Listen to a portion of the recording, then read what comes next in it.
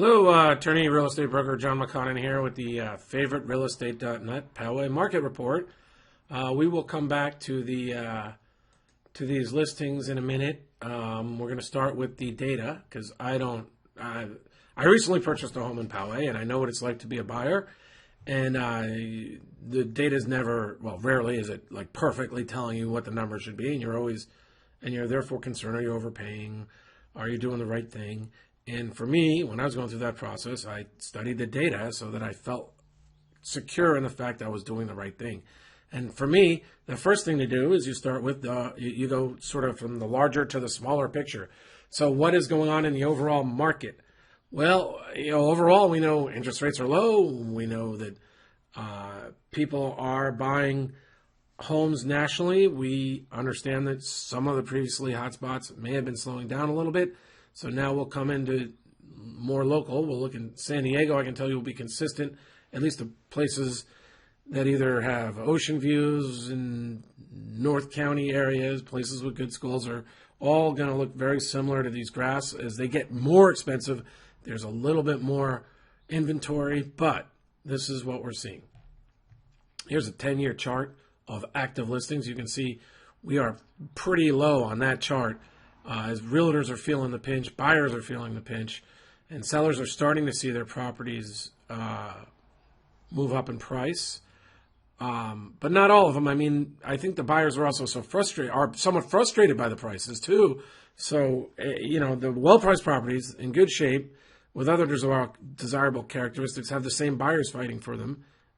And some of the other properties that people are asking for too much kind of sit there without selling in most of the areas. So we're looking at consistent with the idea that inventory is low. We're seeing that the supply of actual inventory, that's new homes compared to sold homes, is at 2-month level, which is a strong seller's market. If you go back here 10 years ago, this is when the prices really took off. They had different factors. Obviously, then they had money getting looser and looser. We're starting to see some money getting looser and looser, but we also see low interest rates. You would expect that there's not I can't say that. I suppose they could go to zero interest rates, but we don't really anticipate that. But we're not going to try to anticipate the Fed.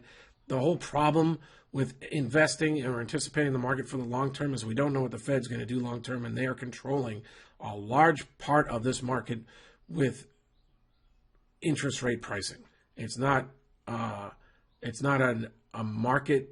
It's not really a market. It's not a market where supply demand curves dominate. It's a market where the Fed is controlling interest rates.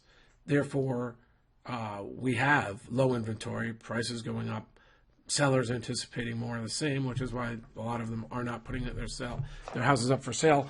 But I can also tell you that we are seeing some buyers not wanting to pay up. So that's my experience in the area. And the median price per square foot is resuming its uptrend after a little dip. I think this was just an anomaly anyway.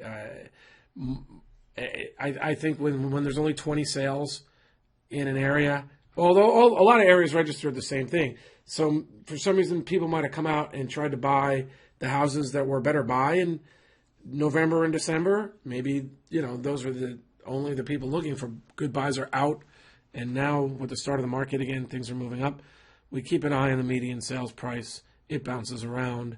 If we see any trends in there, we'll mention them going forward. So that's the overall market report. Now, because I had questions about it and I wasn't particularly happy with the MLS presentation that I have, which will be changing in a month. Maybe I'll be happy with the new system next month. But for now, I did a little investigating and I found another service. So we have a map, and 20 new listings came on the market in Poway in the last 30 days. You can see where they came from. We see that on the price per square foot side, we're seeing in the 3s, we're seeing in the high 2s. When I went through this, some of the ones that come out really high are very small properties. For instance, that is only 907 square feet. That's why it's 448. That's 109. That's why it's 390 square foot. So you can get a feel for the size of your property, its location, and the square foot. Overall, closings on the market are usually. I I was an economics major in college. I am truly impressed with the efficiency of the real estate market overall in terms of the buyers knowing where the prices are and what's going on. I mean, as someone who's trying to buy properties for flips, when a property is below market value, one, there's usually a reason, and it's usually because it's in disrepair. But two, when it's not, when it's just someone selling their house at a good price, first, you got to be a little suspicious, but two, there'll be a lot of buyers for it. Almost all the time once it gets on the MLS. Now, if you're trying to look for, underpriced properties, then you probably want to. We have an investment arm, and we'll tell you how to work that works and what we do there. Because someone in my office worked for a hedge fund that was started by someone I know, and he was buying many properties for them, and we can tell you what he does. In fact, we scheduled to have a Google Hangout on that subject. So anyway, we saw 20 properties come on the market last month. We saw 20 price changes. It's amazing, really. When you go through this, you'll see. I'm not seeing a big trend here, ups and downs. If everyone's reducing, when the market was at its low point, or on its way to its low point, that's an indication of what's going on. But I don't see any real trend there.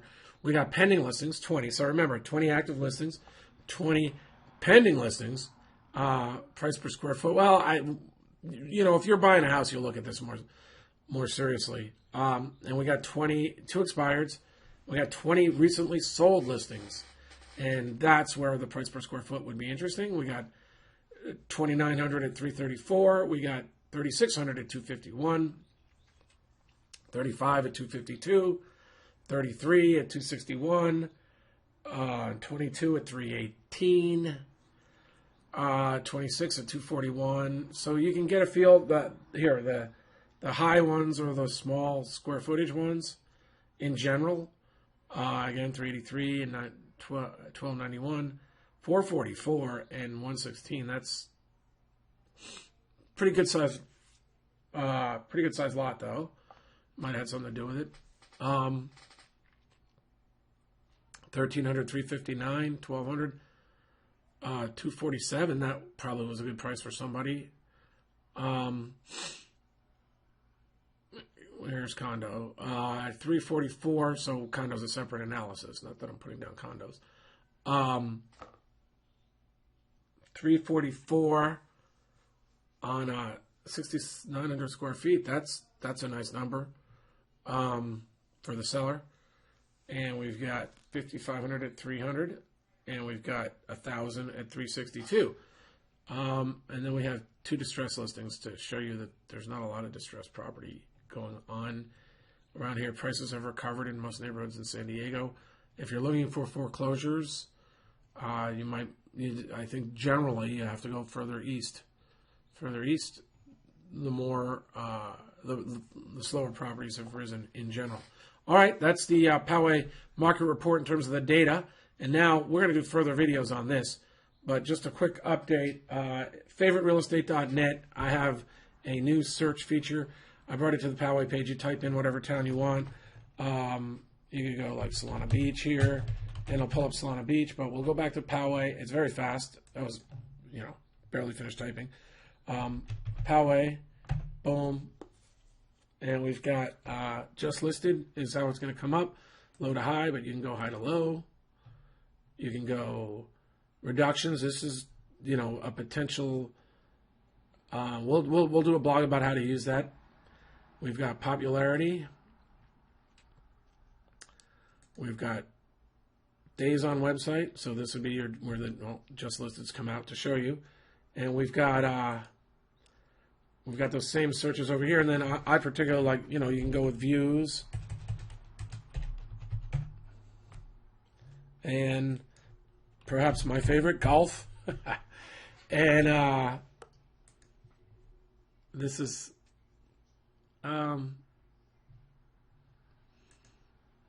so we've got, this is the property. It's probably around the Stone Ridge Country Club, which I know a lot about, having recently joined. And they make Stone Ridge, no.